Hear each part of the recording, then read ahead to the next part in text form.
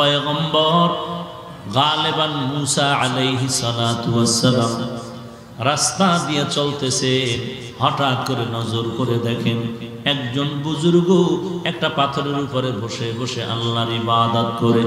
পয়গম্বর জিজ্ঞেস করলেন, ও বুজুর্গ, কার তুমি ইবাদত করো? বলে আল্লাহর ইবাদত করি। কত বছর পর্যন্ত তুমি ইবাদতে কাটাইলা?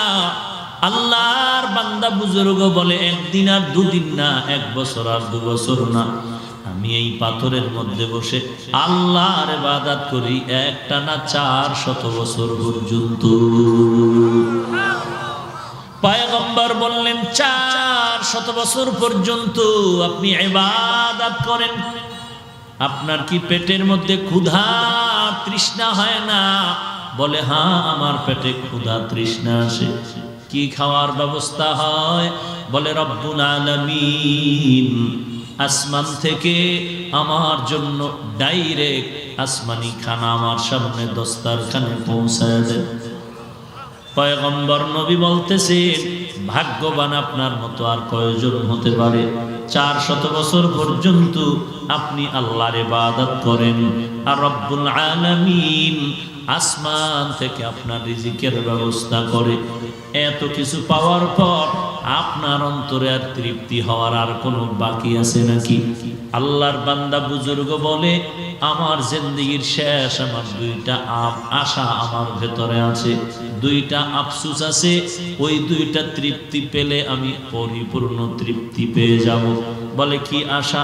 বলে, 1 নাম্বার, আমার মনে চায় আমার যুগের মধ্যে যে নবীর আবির্ভাব হবে, ওই নবীর সাথে একটু মোলাকাত করতে চাই, কারণ বরকতি মানুষের সাথে দেখা করাও বরকতের ব্যাপার। ভালো মানুষের সাথে মোলাকাত, ভালো মানুষের সাথে মোলাকাত করাটাও ভালো হওয়ার ব্যাপার। বরকতি মানুষের সাথে মোলাকাত হওয়াটাও বরকত। বরকতের জায়গায় বসলেও বরকত হয়, বরকতের জায়গা দিয়ে চললেও মানুষ বরকত পেয়ে যায়। আতরের দোকানদার দিয়া যাও, দোকানের নিকটে যাও, তুমি আতর কিনার টাকাও যদি না থাকে, তুমি আতরের ঘ্রাণটা পেয়ে তৃপ্তি পাওয়া। আল্লাহওয়ালার কাছেও যদি যেতে না পারো, আল্লাহওয়ালাদের পার্শ্বে দিয়েও যদি যাও, দিলের মধ্যে একটু তোমার তাসাল্লি আসবে, আরাম আসবে। দেখো বান্দা, বিধর্মীর দিকে তাকাও, একটা মসজিদের কিনারাও দিয়ে যদি আমার দেশের নাগরিক হিন্দু ভাই হেঁটে যায়, আজান হচ্ছে, গানের প্যান্ডেল আছে, গান বন্ধ করে দেয়, মসজিদের কিনারা দিয়া যায়, মাথাটা নত করে যায়, একটা বিধর্মী পর্যন্ত বুঝে এটা একটা বরকতের ঘর। আল্লাহর বান্দা বলেন, মনের ভেতরে আমার আশা, চাই আমার যুগের নবীর সাথে মোলাকাত হবে, তার চেহারা মোবারক দেখে দেখে একটু বরকত অর্জন করব। কারণ হাকিমুল উম্মত মুজাদ্দিদুল মিল্লাত শাহ আশরাফ আলী থানভী রহমাতুল্লাহ আলাইহি আমাদের বাংলাদেশে সফরে যখন এসেছিলেন, আমাদের বাংলাদেশের উলামায়ে হাজরাত প্রশ্ন করেছিলেন, শায়েখ আমাদের একটি জানার বাকি, কি বলে?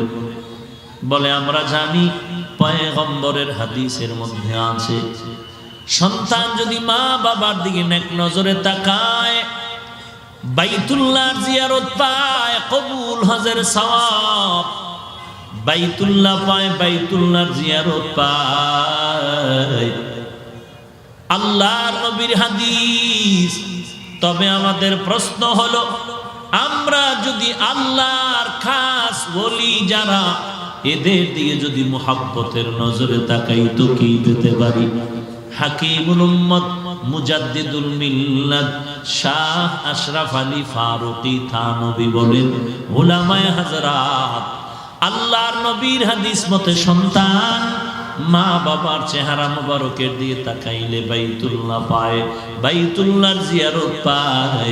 আর একজন খাঁটি আল্লাহর ওলি যারা তাকওয়াওয়ালা, এদের চেহারার দিয়ে যদি তাকায়, শুধু বাইতুল্লাহ পায় না, বাইতুল্লাহর মালিক আল্লাহকে পেয়ে যায়।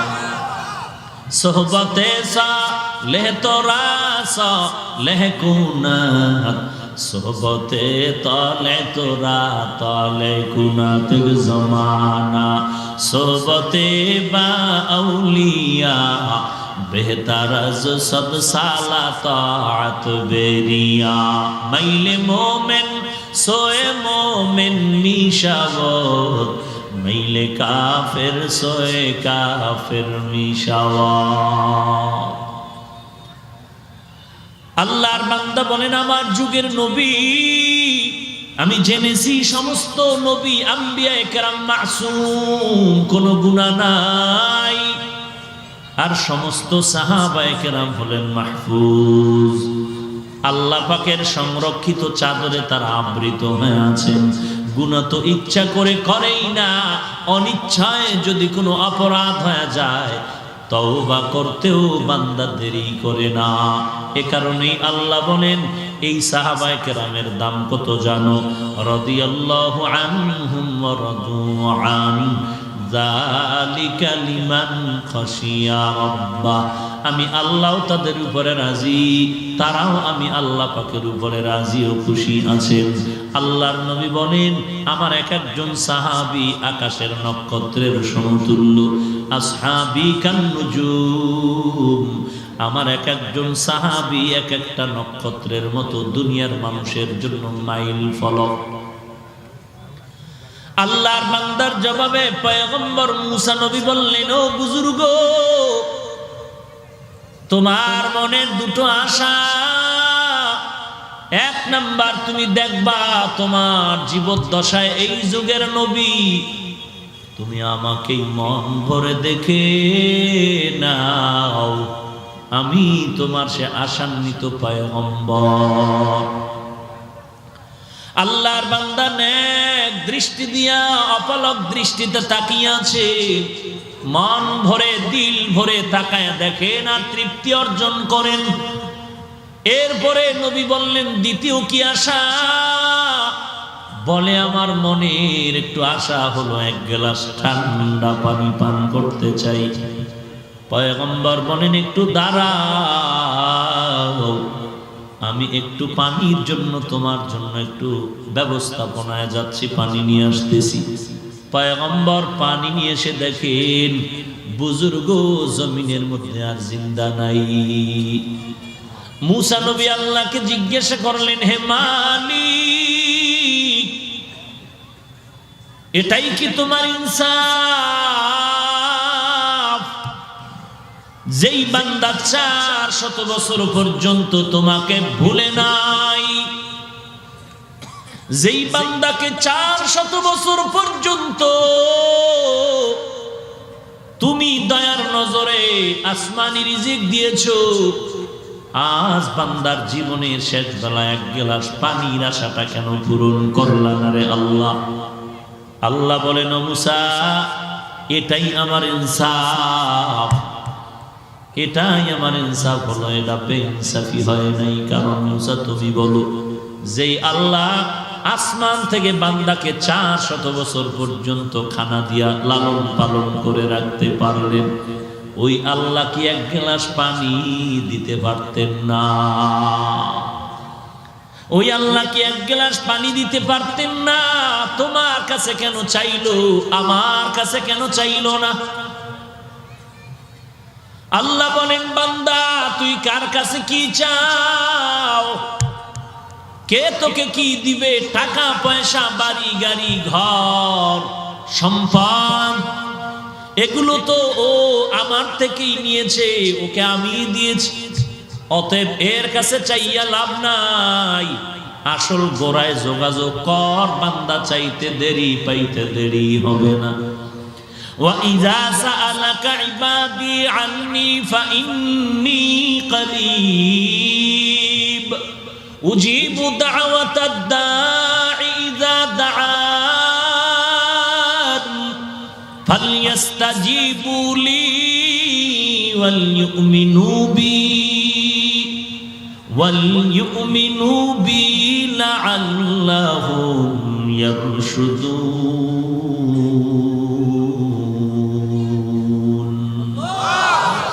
कारगरी देने के तू तैयार है, जो न मांगे उससे तू बेजार है। दुनिया वाला चाইলে বেজার, আমি আল্লাহ না চাইলে বেজার। কেন? দুনিয়াওয়ালাদের অভাব, আমি আল্লাহর কোনো অভাব নাই। দুনিয়াওয়ালার আর পিছে টান, আমি আল্লাহর কোনো পিছে টান নাই। দুনিয়ার সবাই স্বার্থপর, আমি আল্লাহর কোনো স্বার্থ নাই। বান্দা তুমি আমাকে ডাক দাও, কই তালাশ করো রে বান্দা, আমি তো তোমার নিকটেই আছি, কোথায় তালাশ করো? যখন তুমি ডাক দিবা আমি আল্লাহ ডাকের জবাব দেওয়ার জন্য প্রস্তুত হয়ে আছি। এরে নবীর উম্মতের দল, কথাটা বুঝাইতে চেয়েছিলাম মোহাব্বতের সীমানা যেন পেরিয়ে না যায়। নবীকে মোহাব্বত করো, বাধা নাই, তবে মনে রাখতে হবে আল্লাহ কোনোদিন উপরে উঠবে না। সাহাবায়ে কেরামের গুণগান গাও, বাধা না গাই, তবে মনে রাখবা নবীদের উপরে কখনো হবে না। পীর আউলিয়ায়ে কেরামের যত গুণগান গাও, বাধা নাই, তবে মনে রাখবা একজন সাহাবার উপরে সম্মান হবে না। এখন যদি আপনাদের জিজ্ঞাসা করি এখানে কারা কারা আল্লাহকে ভালোবাসেন, নবীকে ভালোবাসেন, আপনারা দু হাত সুযোগ পাইলে পা উঠায়, চার হাত পায়ে বলবেন কসম আল্লাহর আমরা আল্লাহরে ভালোবাসি, নবীরেও ভালোবাসি, আপনাদের থেকে আমরা বেশি ভালোবাসি। অনেকে এমনটাই বলবে হুজুর নামাজ না পড়লে কি হবে, আমগো দিলের মধ্যে কোনো ভেজাল নাই। তাহলে দিলে ভেজাল আপনাদের, টুপিওয়ালাদের। কেন বলে একজন আর একজনের বিরুদ্ধে সহ্য করে নিতে পারেন না, শুধু হিংসা আর হিংসা। একজন আলেম আর একজনের পিছনে লেগে আছেন, আপনাদের থেকে আমগো দিল বড় পরিষ্কার।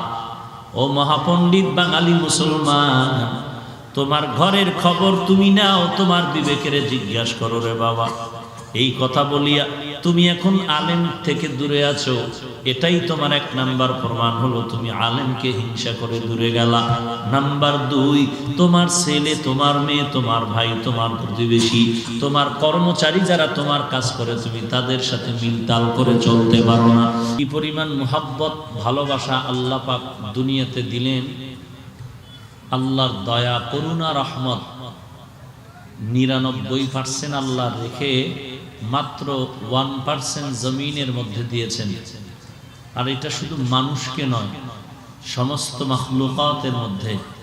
যে কারণে এই 1% মোহাব্বতের দাবিতে জঙ্গলের পশু একে অপরের প্রতি ভালোবাসার স্লোগান দেয়, উড়ন্ত পাখি একে অপরকে মোহাব্বত করে, নদীর মাছ, মানুষ একে অপরের জন্য পাগল।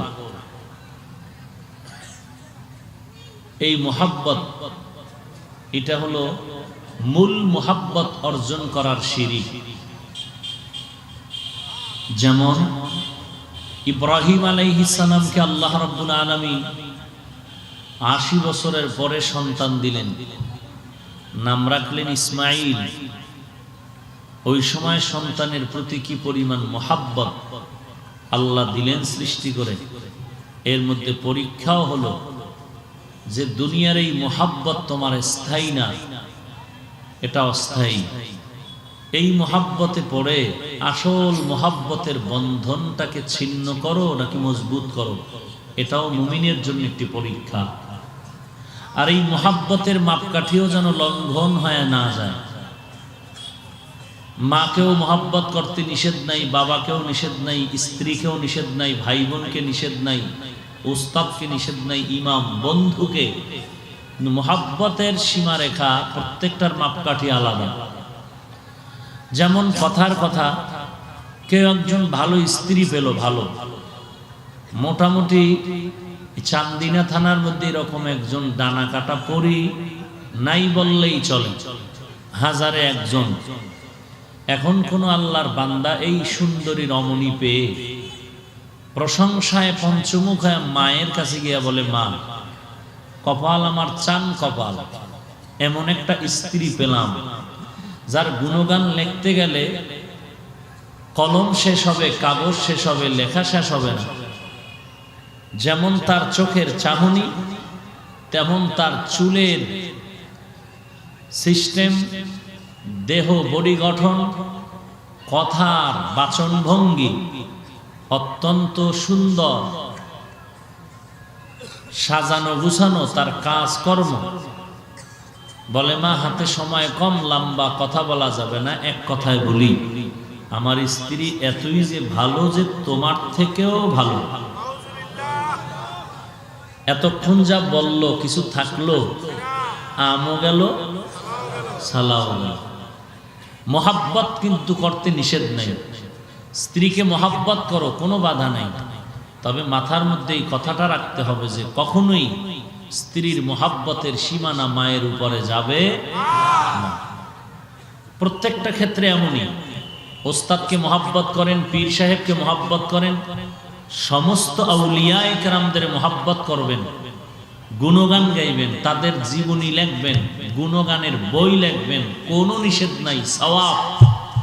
কিন্তু মাথার মধ্যে এই কথাটা খেয়াল রাখতে হবে যে যত গুণগান গাই না কেন, সমস্ত দুনিয়ার আল্লাহওয়ালাদের এক পালায় ওজন দিলেও একজন সাহাবীর সমতুল্য হবে না।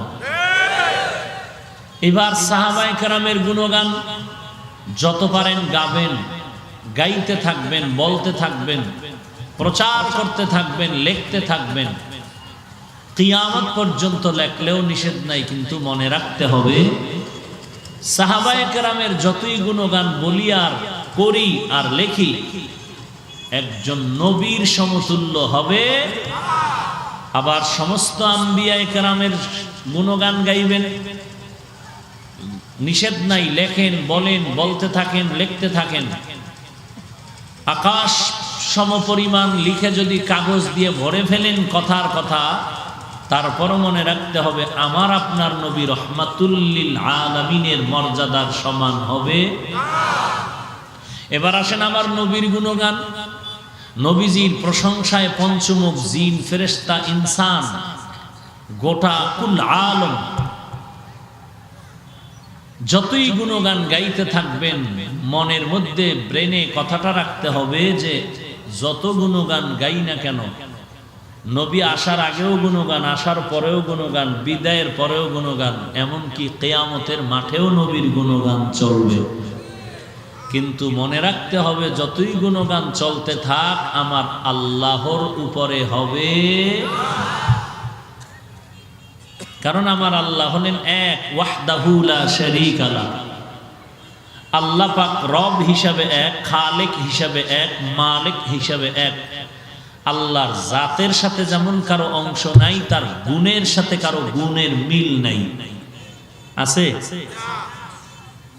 আল্লাহর মতো আল্লাহ নাই, আল্লাহর গুণের মতো কারো গুণ নাই। মনে করলেই শিরক। আল্লাহ বলেন সব গুনাহ ক্ষমা হলেও শিরকের গুনাহ ক্ষমা হবে। ইন্নাল্লাহা লা ইয়াগফিরু আন ইউশরাকা বিহি ওয়া ইয়াগফিরু মা দুনা যালিকা লিমান ইয়াশা ওয়া মান ইউশরিক বিল্লাহ ফাকাদ ইফতারা ইসমান আযীমা ওয়া মান ইউশরিক বিল্লাহ ফাকাদ দাল্লা দালালাম